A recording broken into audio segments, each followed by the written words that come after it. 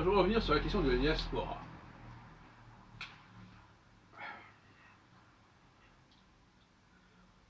Souvent, on oppose diaspora et Israël. Quelle est la condition des Juifs en diaspora? Quelle est la condition des Juifs en Israël?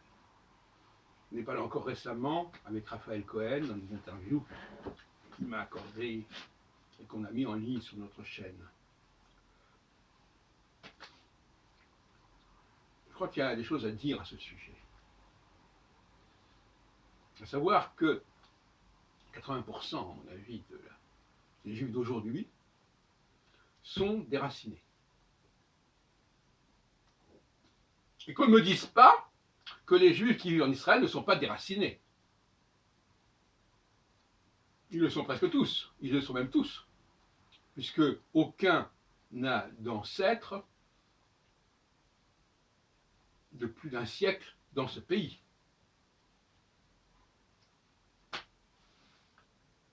Je préfère un siècle et demi. Le sionisme a créé du déracinement, oui ou non? Alors on a dit, oui, mais ça permet de rejoindre nos racines. Nos racines d'il y a 2000 ans. Écoutez, soyons sérieux. Sociologiquement, ce qui est important, ce sont les racines familiales, la mémoire familiale des grands-parents, des arrière-grands-parents, des arrière-arrière-grands-parents, point final. Qu'on ne vienne pas nous dire, vous savez, de toute façon, tous les Juifs sont des immigrés, puisqu'ils viennent forcément de la Palestine, même si c'était il y a 1500 ou 2000 ans.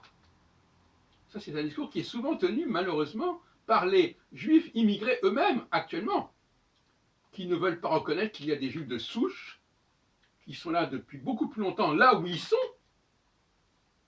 qui n'ont pas émigré, ou s'ils ont émigré, ils ont émigré pendant quelques années, ils sont venus, on va faire des voyages. Donc, premièrement, la diaspora est ipso facto constituée de gens qui proportionnellement sont moins déracinés que dans l'État d'Israël.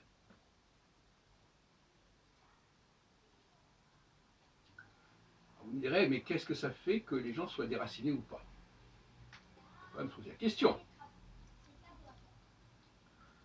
Quand on est déraciné, quand on est étranger, et les Juifs en Israël sont des étrangers, par-delà toute considération juridique ou religieuse, ils sont des étrangers.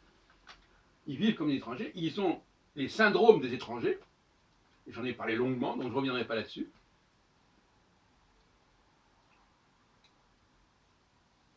Et en diaspora, c'est l'inverse.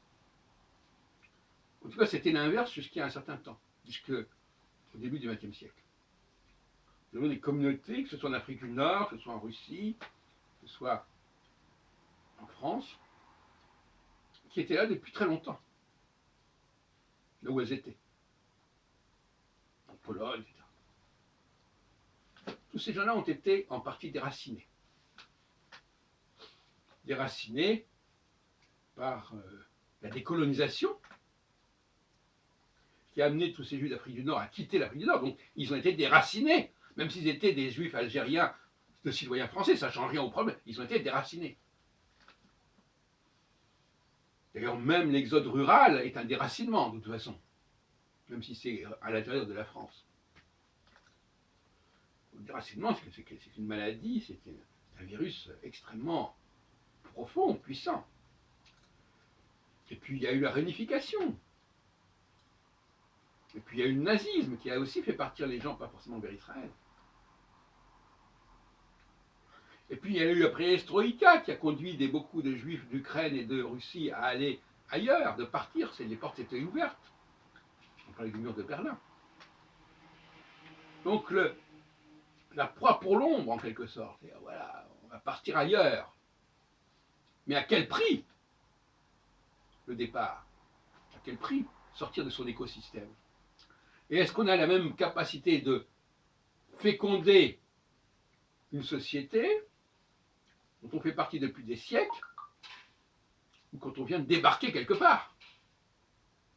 On cherche à s'assimiler, à se conformer. C'est tout pareil. Il y a un appauvrissement du déracinement. Et c'est un appauvrissement qui est grave, parce qu'on ne va pas pour reconstituer l'enracinement à moins de plusieurs générations à venir. Et donc il faut plutôt limiter les dégâts. Mieux prévenir que guérir, en l'occurrence. Donc il y a un petit reste de juifs dans le monde qui ne sont pas déracinés, qui ne sont pas issus du déracinement. En France notamment.